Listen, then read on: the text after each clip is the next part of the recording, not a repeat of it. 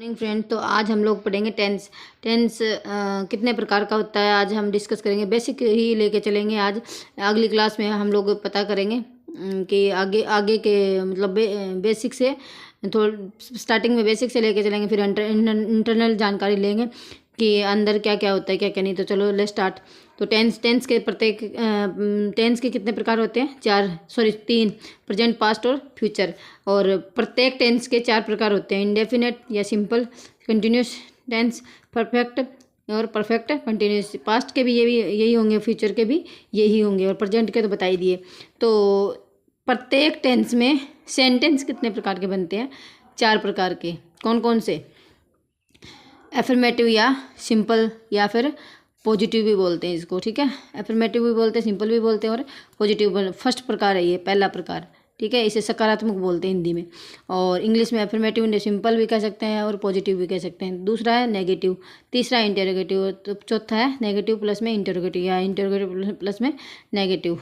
तो पता लग गया अभी प्रत्येक टेंस कितने प्रकार का आता है? 3, प्रेजेंट, पास्ट और फ्यूचर।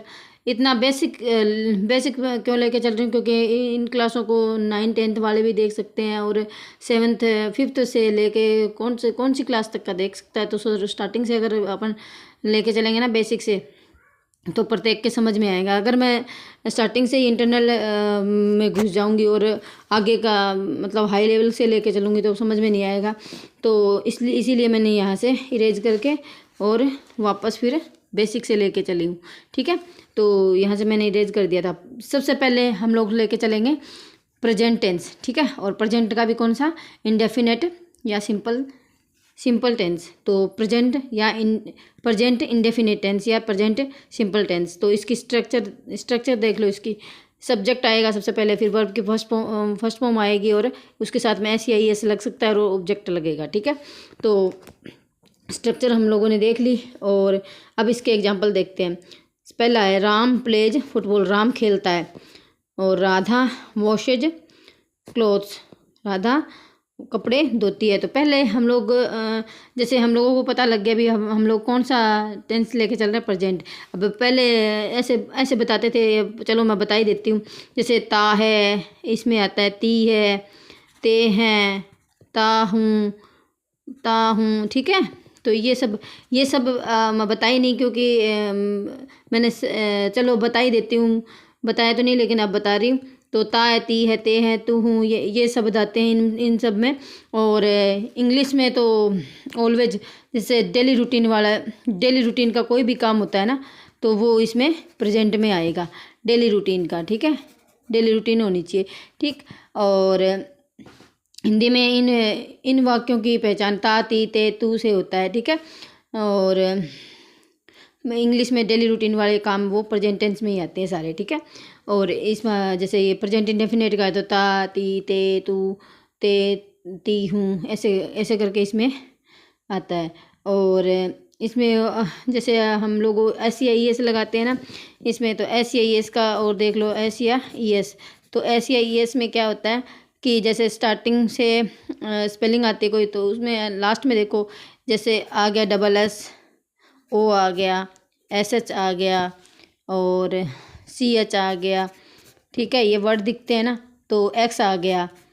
तो ये अगर वर्ब के लास्ट में, ठीक है, स्पेलिंग के लास्ट में अगर ये शब्द दिख गए ना अपने को, जैसे आस है, वो आस मीन्स गधा, ठीक है। और आस मीन्स गधा।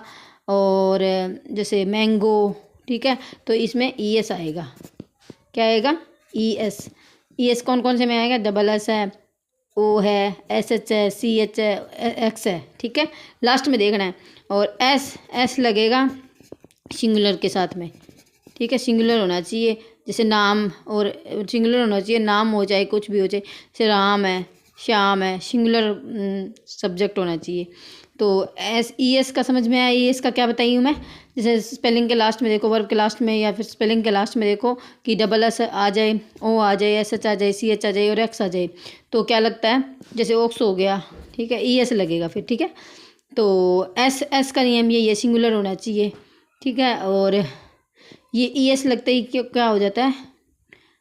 जैसे मैंगोज है, मैंगो, मैंगो ओ आ गया लास्ट में, तो ई एस लग जाएगा, मैंगोज। ठीक है, तो एस या ई एस का नियम यही है। और एस तो बता ही दिया मैंने, नाम हुआ सिंगुलर नाम के लिए क्या लगता है, ऐसे लगता है। तो आज तक बेसिक नॉलेज इतना ही लेंगे, और कल वाली क्लास में हम लोग आगे इंटरनल जानकारी लेंगे। तो धन्यवाद, थैंक यू सो मच।